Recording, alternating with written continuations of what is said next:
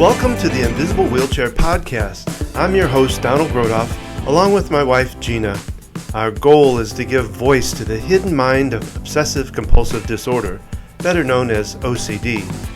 In this podcast, we are interviewing yet another person dealing with OCD either professionally or personally. So stay with us for this impactful conversation. We would love to have your comments or to have you as a guest, or if you wish to tell your OCD or anxiety story, please visit us at invisiblewheelchair.com. So let's find out more about who we're interviewing today. Today I'm sharing with you an interview that Gina and I did on our Focused Healthy Family podcast a couple weeks ago. And it is with Adrienne Johnson, who is a family coach like us. She also calls herself a Confetti Cannon, and she'll explain that in the interview. She is the founder of the Kindness Machine, and she's going to talk about her experiences and the things that are going on for her. So let's get to the podcast now. Now, before we get to that interview, let's hear a word about our sponsor. Today I'm here to talk about Q Science's sleep spray. Q Sciences has a number of different sprays. There's a melatonin sleep spray that contains melatonin, 5-HTP, and L-theanine. And we've used other melatonin products to help our children with falling asleep. Melatonin is something that occurs naturally in our body that helps us quiet and calm down for sleep. And yet I really feel like I've seen a difference in the spray versus other products. Our youngest is here to talk about it. What things did you like better about the spray versus the other things? I don't like the chew tablets because they leave like a weird taste, and they're mainly like they also have like you get bits in your teeth. Okay, so Q Science's spray. It's a lot better, I'd say. The taste is pretty decent and it works well. Okay. I'm happy with the quality of these products and how they're helping our whole family. If you'd like to learn more, simply go to qsciences.focusedhealthyfamily.com. That's the letter Q, sciences.focusedhealthyfamily.com, or visit invisiblewheelchair.com and find out more information there. There are a lot of supplement products out there, yet you want one that's of good quality. Check out Q Sciences for your family.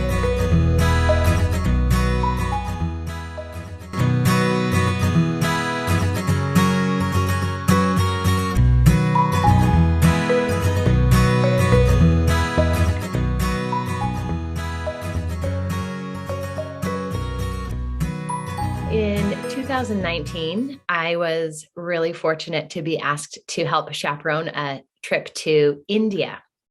And I was chaperoning a group of, I think, like 5 or 6 really well-behaved, really respectful high school students. So I was very excited because I knew that part of the trip was going to be easy and I'd really be able to enjoy the rest of this experience of India. And I had lived in Asia for a long time. So I was super excited to get back to Asia and like this kind of frenetic, exciting energy that is there, that I find that really appealing. All these students were coming from all over the world to this conference. They were coming and they were all coming to different parts of India and then journeying over like 2 weeks to come together for a conference. So it felt like this kind of magnetism pulling kids from around the world to this one central point. And, already I feel like India is kind of a magical, mystical place. So all of these elements were coming together and I somehow got drawn into this magnetic pull. I didn't even work with high school students at the time. So I felt it felt like serendipity to me. When we arrive at the conference, these Australians had come from Nepal. A bunch of Australian students and teachers had come from Nepal, and they had brought with them, they'd happened to pick up along the way, a yogi, a man who had, he owned, everything he owned, he carried in a small bag, like smaller than my purse. He didn't have a phone. He didn't have an address. Like everything he owned, he carried with him. And so the magic of him being swept up in this magnetic draw was like, that was a lot for me. I'm like, there's something really magical happening here. There's something very serendipitous happening. I need to find out what's going on. How did this guy get pulled into this thousands of students coming around the world conference? And then when I saw him, he was dressed in all white. He had a white beard, and he was very casual and confident in himself, and really like emanated this kind of joyful relaxation. I was like, I want to get some of that, but I was also kind of scared because I also studied yoga and was like a yoga teacher. And I was like, what if this guy meets me and he can see right through me? And he's like, oh, Western yoga, nothing, that's not right. So I was kind of scared. And when like you're scared of the thing, and so it's attracted to you, and you're like, oh, I want to avoid it, and then you turn around and it's in your face. That's what happened to me. So on the last day of the conference, I'd successfully just admired this really interesting character from afar, but the last day of the conference, there was an awards ceremony, and I just happened to be seated next to this group of Australians and next to this yogi, and his name, surprisingly, was Joseph, which is not the most predictable Indian name that you would think of. But I was seated next to him, and we had just a few minutes to talk before the awards ceremony started.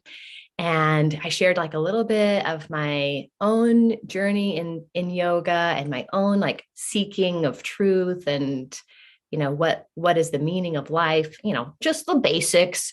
And then he shared, part of his life and his journey. And it felt so good to me to be like coming together, finally meeting this person and having my fears alleviated. And so this program begins, and the kids are coming up to receive awards. And I lean over to him and I say, hey, Joseph, do you think you're going to receive an award today? Like I'm being kind of a smart aleck.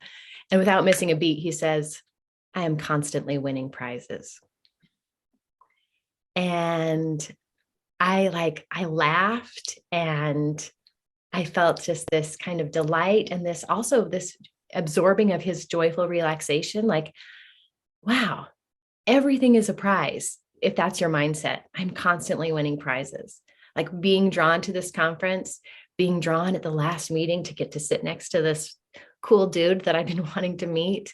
And like every breath is a prize. Being with your children is a prize. Even the challenging feelings can be a prize if we can feel them and feel our humanity there, And it was like one of the most magical and interesting experiences that I've had and been able to like relay in a way that I think other people can feel it too. So that's my story. I'm constantly winning prizes. Hello, everyone. This is Gina and Don with Focused Healthy Family. This is podcast number 19. Today, we are talking with Adrienne Johnson about conscious parenting. Adrienne, I love your story, and everything is constantly receiving gifts. What a powerful message that is. Adrienne is the founder of the Kindness Machine, and she also calls herself the Confetti Cannon. That's a wonderful Cannon. Cannon. Oh. Cannon. It's a deep subject, but we won't go into that one. Hidden depths in the confetti world. My handwriting, I think, does a bit. Well, you have a lot of things. So much background and so much things you're doing in conscious parenting, and so where do we even start? I'm curious about the Confetti Cannon and how you came to call yourself that. I'm so glad you asked, Gina. When you have a group of friends who recognize talents in yourself that you don't recognize. I have a friend that is part of a meditation circle that I'm a part of. And whenever I would join the circle, she'd say, here's the confetti cannon, because I think I have a natural propensity to like delight and excitement. Mm-hmm. And also like, not only is the glass half full, the glass is overflowing, so I have this positivity that I can't help but radiate. That's wonderful. Well, it makes me think of the what was the singer that used to do the kids? Oh, Billy Jonas. Yeah, he used to do something with that, like the firework sound. Yes, he had a lot of sound effects, and Sorry, a little distraction there. So I'm really, she also called me a kid whisperer. Oh, She's like, you're a confetti cannon and a kid whisperer. And I couldn't really, I didn't recognize, well, I recognized the confetti cannon at the time, but the kid whisperer, I was like, I don't really see that. And then as I continued to do my work or with children, I was like, oh, I am one. Kids really like me. I really connect with them. They're my people. And so she was just someone who really saw these traits in me that I didn't really see in myself. So she's a helpful friend. so I would say, in thinking about all the stuff that I looked over and what you do, I think the kid whisper, kid connections is kind of your thing, is what it seems like. Would you say that's true? Yeah. I the kindness machine started from an idea that my sister and I had. We were writing an article for journal here in the Southeast. And it was about kids dealing with toxic stress during COVID-19. Mm-hmm. And I had this idea. I was like, what if we created a kindness machine? And then the kids, when they're feeling stressed, they play with this machine, and it gives them an idea for an act of service, because we all know like service changes our focus and helps us to regulate.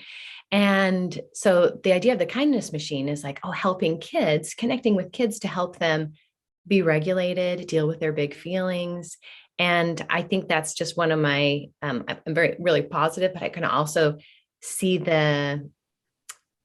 children for where they are and who they are in the moment. And so like my big drive is to help make the world a better place for children. And I know that grown-ups are responsible for that. So they working with parents as well to help to create a more nurturing environment in the home and in the schools and in life in general. So that's where I feel like my calling is around. So tell us more about the kindness machine. Oh, the kindness machine. So, it's not a physical machine. It is. I mean, I have a prototype of it. And when I create videos for kids about dealing with emotions, then we use the kindness machine and we play with different parts on it. And it gives suggestions for things like breathing exercises or like gratitude practices or those kinds of things that help kids to regulate. Mm-hmm. So that I make videos for kids that are just on my YouTube channel, on my website. And that's just like for free to help kids to learn how to be in the world, because this is a tricky place. And then that's just my umbrella for my conscious parenting business as well. Okay. I imagined it as they step into this kindness machine, like almost like a time machine in a way, and they come back out smiling, and their whole thing is changed for them. But I was kind of curious, being that your past was librarian. With what's going on right now with the books, all this stuff about the books being restricted, how libraries and librarians kind of fit into this age that we have right now. I don't know if you want to, that was your past. I don't know if that's something you do now, but just some thoughts on that. I don't know. I don't know if you noticed, I'm drinking out of my banned books mug. Oh, cool.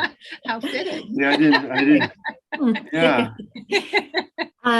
Well, all through history, people have wanted to control information.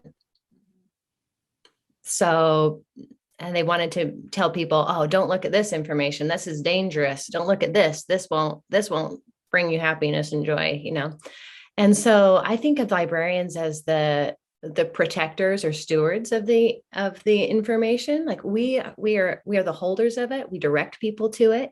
And also it's really important for us to be able to help people to look critically at that information, not just take everything in, like we used to say, like, you can't trust everything in a newspaper or something, but just because it's printed doesn't mean you have to trust it. So part of my role, I felt as a librarian working with children, was to teach critical thinking skills, mm-hmm. so that they could see, does this information match what I already think and believe? And if not, do I need to change my belief, or do I need to look for more information to figure out what is my truth?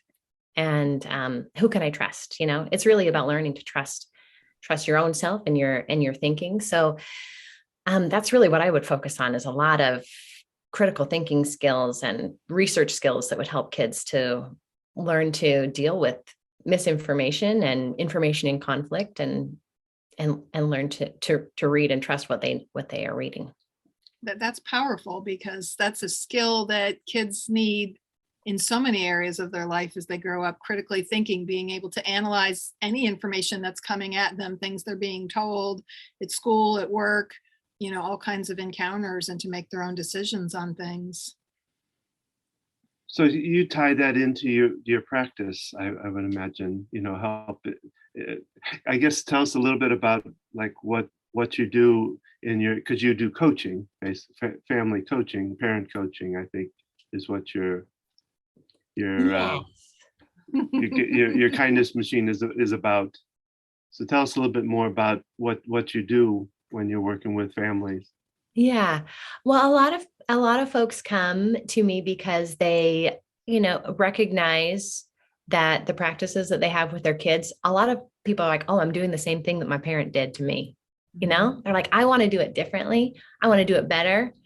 Or people come to me because they're like, I don't know what to do with my child. My child is having dysregulated periods, and throwing rocks instead of following directions, and doing things that they don't personally know how to deal with, because, we're just grown-ups and we become parents, and there's very little training other than what our parents did for us. So what I do with parents in coaching is I actually have a 12-week training program that we talk about neuroscience, and we talk about emotional intelligence, and we learn and practice nonviolent communication. And we really look a lot at generational patterns, so that the grownups can get to the root of their own feelings in reaction to what the children are doing, so that they can let go of the stories that have kind of held them captive in the past, and they can allow for their children to experience their own lives without their parents putting on their own generational cycles. So that's just it. That's all. Pretty simple. No, not a big deal. Yeah, it's a common theme I've heard in some other podcasts lately, this whole idea of changing, generational parenting, and that we don't often realize. We may say, I'm going to do it different than my parents, but we really don't know what that looks like. And in moments of stress and crises and just everyday life, you kind of snap to the automatic responses.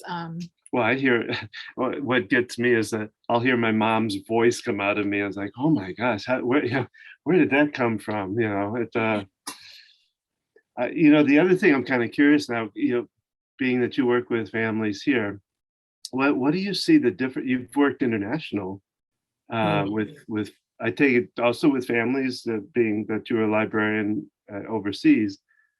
What kind of differences do you see in family patterns, things like that, with compared to, say, like you worked in China? What do you see the difference?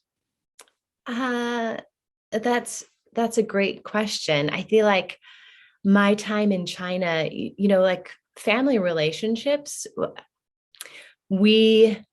our families know how to push our buttons because they install them, right? So that is a constant. And the expectations around what families do for each other is different culturally. Mm-hmm. Like how kids show up for parents in old age, and how grown-ups show up for kids in the younger years are kind of different. Like I think about my experience in China with a lot of immigrants, people who had worked in the countryside, moving to the cities, and their children were at home with their grandparents. Mm-hmm. And so they kind of skipped a generation, like the grandparents were parenting the grandkids, so it's a little more complicated than, because it's not just the same way that we think about, cultural relationships between parents and children. But the emotional intelligence parts is constant. Right. If someone is treated in a, fierce or harsh way, right, that is what is regurgitated. So that is the constant among all the human family. Right. Yeah, I would imagine you're seeing the similarities even among the different cultures. we have a background of a dog lapping up water behind us here, so wondering if that's coming across, but yeah, looking at, seeing the difference in different cultures and realizing that there's so much similarities. well, and my limited knowledge of families in overseas or in different countries is, that the kids don't really necessarily move away, that everybody kind of stays together as a family. Is that true, and is that changing? I can't speak for, I can only speak for my experience, especially with Chinese families. And that is that my colleagues who were my same age still lived at home with their parents. And then when my colleague Cece got married, she moved in with her husband's family. Right. So there is a very different idea of independence and what it looks like. I think the American idea of independence and like, once you're 18, you're on your own and you got to go out there and do the hustle and live the adult life. That is like really challenging for young adults, right? Because we know we need to be interdependent, really got to rely on each other. And we've kind of, an American culture, have stripped that away.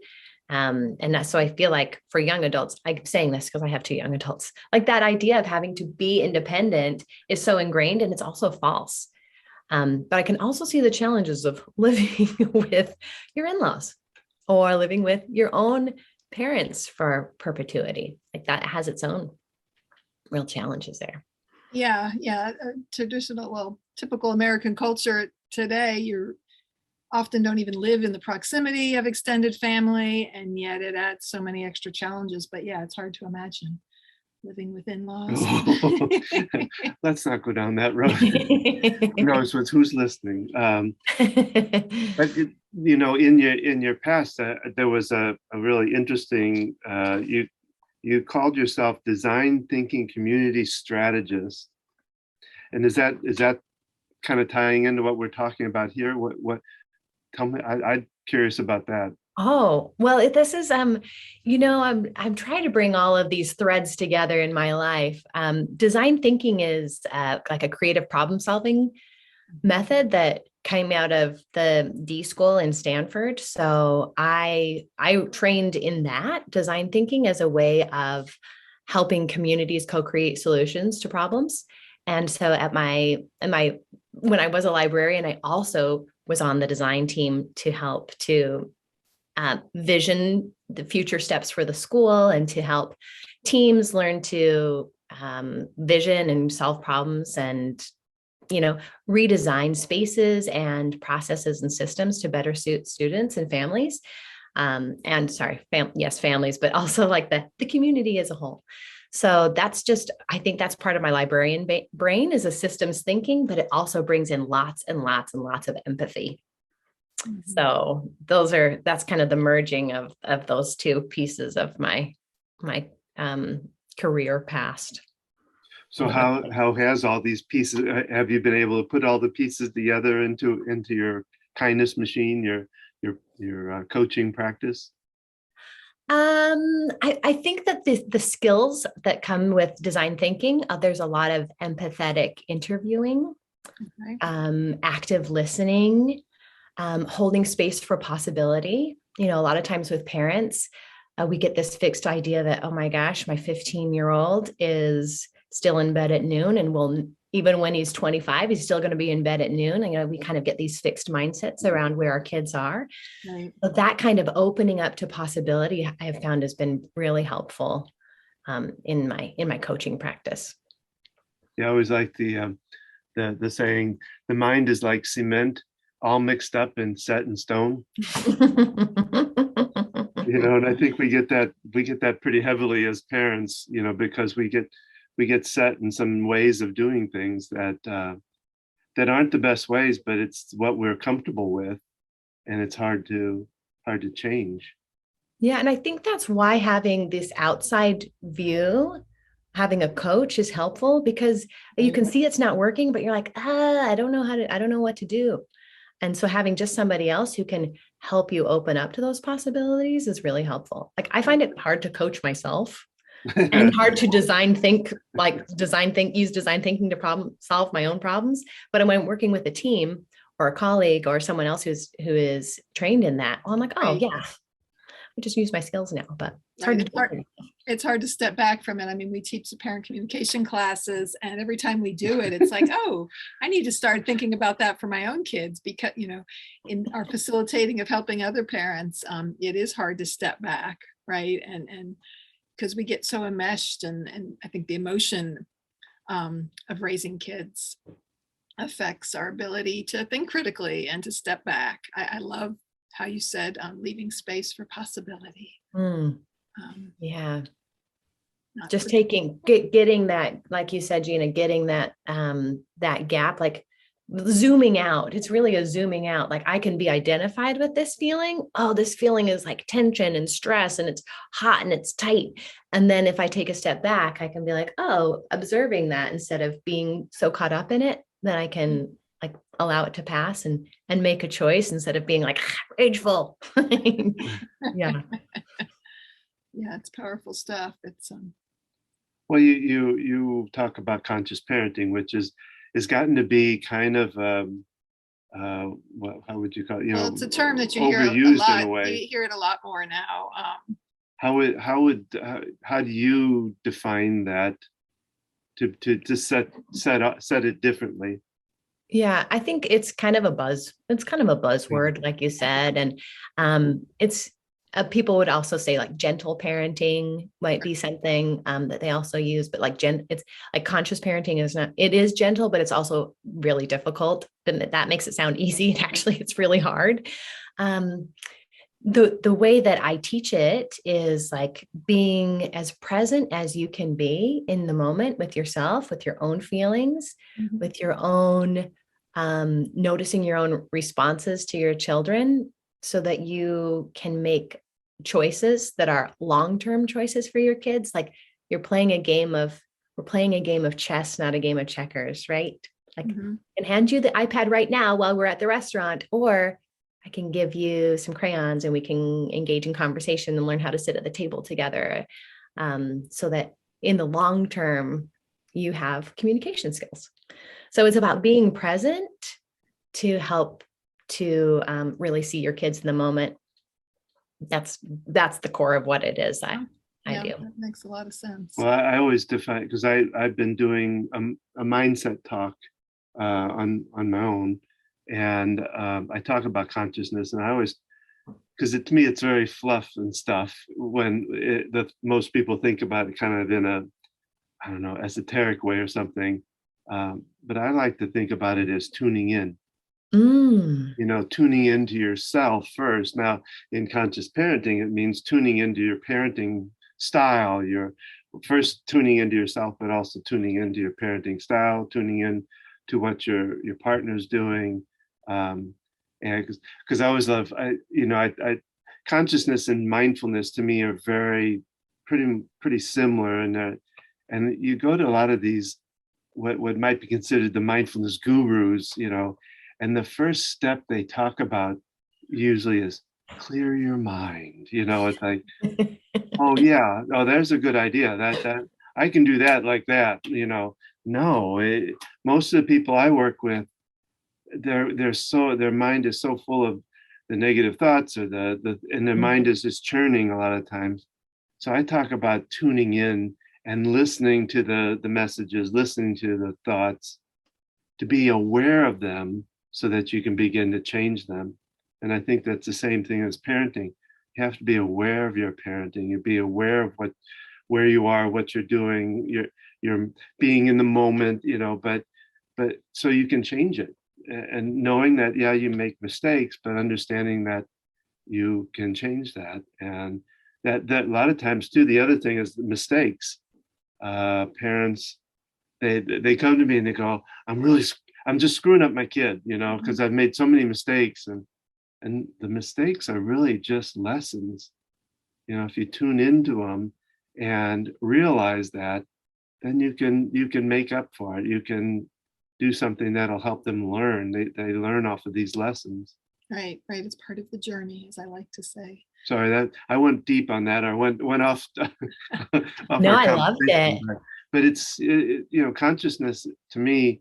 We need to turn it into a real solid thing instead of this kind of a, I don't know, out there Out kind there of in thought. yeah, nebulous. I totally agree with what you say, Don, about like the first step is noticing. Mhm. Like that's a big step, because prior to that, our subconscious is running, like, oh, once we can bring it up into and see what's happening, we notice it, then we have an opportunity to shift it. But and that's actually what I would teach in libraries too with kids. I'd be like, first we're going to observe, even if it's just an object. We will observe the object. What do we notice? And then start to get curious. And curiosity is such a huge part too of connecting with our kids and really uncovering what's going on beneath their behaviors that are troubling to us, and what's going on beneath our own behaviors that are troubling to us. So I would totally agree with that. Like the curiosity, the noticing, that helps you to become present and be conscious of your choices that you're making. Yeah, that was beautiful. Thank you for sharing that. Yeah. I mean, it's in questioning and doubting and, like you say, curiosity, where we begin to change. We don't change if everything's comfortable and everything's good. So yeah, it takes that ability to be able to really poke at yourself and question and wonder about things that make change. Yeah, and I would offer too that we can't change when we're holding ourselves in judgment. Like mom guilt is such a real thing. Like we feel so guilty about every choice and mistake. And as long as we're holding that and being like, well, just messed up those kids so terribly, they'll never turn out, then it's really hard for us to shift into the next realm of possibility. Right. So I totally hear that too. Like it's luckily a process of forgiveness. We don't have dad guilt. Luckily, I don't have. Oh, yeah. I just focused on myself there, Dawn. Yeah, dad guilt. It is an interesting point that, so much pressure is put on the mom with raising kids. Even though there are lots of dads who are very involved, yet it's kind of like they applaud dads when they're involved with their kids. Like, oh, isn't it wonderful that it's like, but nobody's applauding a mother, Yeah, it's a really interesting paradox here especially, I mean, I'm just going to speak for my view of American culture, that moms are still the ones who are expected to show up and do a majority of the caregiving. And like you said, Gina, when dads do it, it's like, hey, you were amazing. It's challenging for me as a woman and a feminist to be like, oh, I don't know. I really don't agree with that. And I have like a wonderful, boyfriend who shows up so in the most beautiful ways for his kids. And still I'm like, I still have trouble with that one. Well, I think it goes back. It's one of those mindsets. It's a pattern that has been established for so long that it's really hard to break. And I think we're slowly putting a few cracks in it, even with what we do, what you do, we're putting some cracks in that to know that either parent can equally be part of this and share in the duties, the lessons, all of that. Yeah, we work with parents in group setting doing our classes, and it's always interesting. You might have some expectation of the mom and the dad, or their role as parents, but it really varies. All the different couples that we've worked with. Sometimes it's the mom who's more patient. Sometimes it's the dad of the kids, and it really can vary quite a bit. And even as far as their role and involvement with raising the kids. And then to think about, there's kind of a mother-son bond and a father-daughter bond that play into that some too, I would think. Yeah, there's can be a lot of different family dynamics that affect things. Because I remember one of the couples we worked with, that the daughter really pushed all the mom's buttons. I mean, big time, and we were teaching her the communication that kind of helped to change it some, but it was a very strong, resistant kind of situation for them. So Yeah. I'm curious if those two had a lot in common, the mother and the daughter. well, yeah, that's I know that with my oldest, I think we have my oldest son is a lot in common, and we get along really well actually, but it always tended to he pushed my buttons big time, growing up. But. Yeah, what I usually say, you're the tree and he's the apple, the apple doesn't fall far from the tree. Just especially, he's 24 now, especially as an adult, and just really seeing those similarities play out. But it's a matter of paying attention to it. The parents who come to our classes, they're examining, they're realizing what they're doing is not working, so they're willing to step back, and a lot of times they realize, okay, this is more about me than my kid's behavior. What am I bringing to it? And it's, having that awareness is huge, because in day-to-day life, and I know you work a lot with families with young kids, life is busy, and you taking that time to stop and step away. I love the whole idea of being curious about it, rather than, oh my God, my child's what are they doing? Is this stepping back and seeing that curiosity to examine it.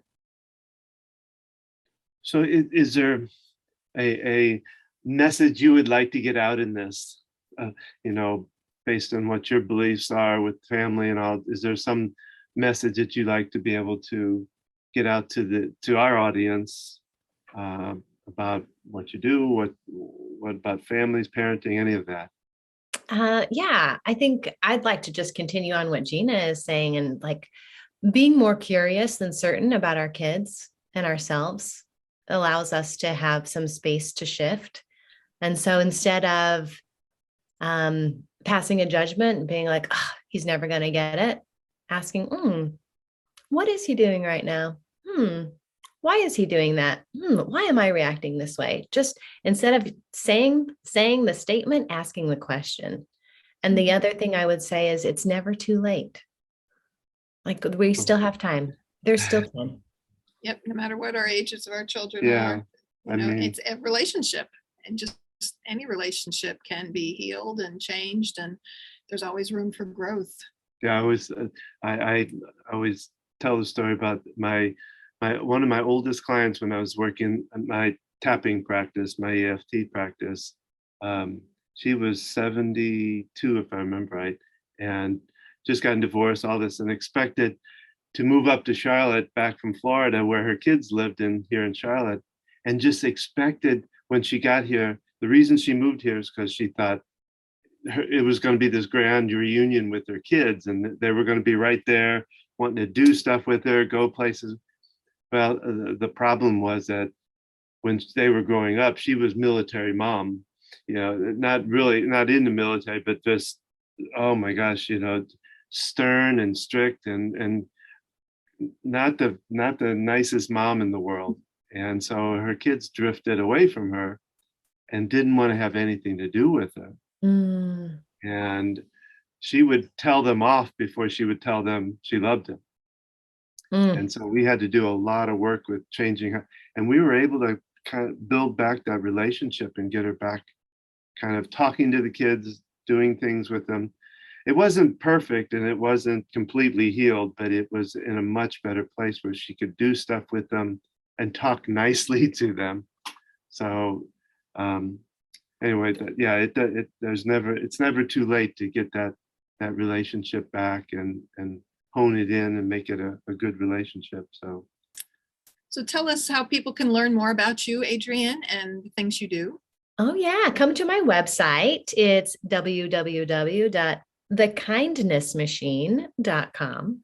Then you can sign up for my newsletter there, and I share events and other offerings there. That's the best place to find me. I'm also on Instagram at the.kindness.machine. But my website is the best spot to find me. And just message me and let's chat. Let's chat about conscious parenting and healing our wounds and moving forward and bigger and brighter possibilities for our families. Right. Well, and I noticed on your site that you do free conscious parenting conversations or talks that anybody can join in on. So that's something to check out your website for that. And Adrienne, we really appreciate this. Was an interesting talk. I love the direction it went. It covered a lot of really good information. So really, thank you so much for being part of this. Yes, it's always wonderful to talk with other people of like minds and just expand on the ideas. So thank you for being here. Thank you so much for having me. You two are magical. I love working with you. Appreciate the opportunity. This concludes this podcast. We hope you will subscribe if you haven't already.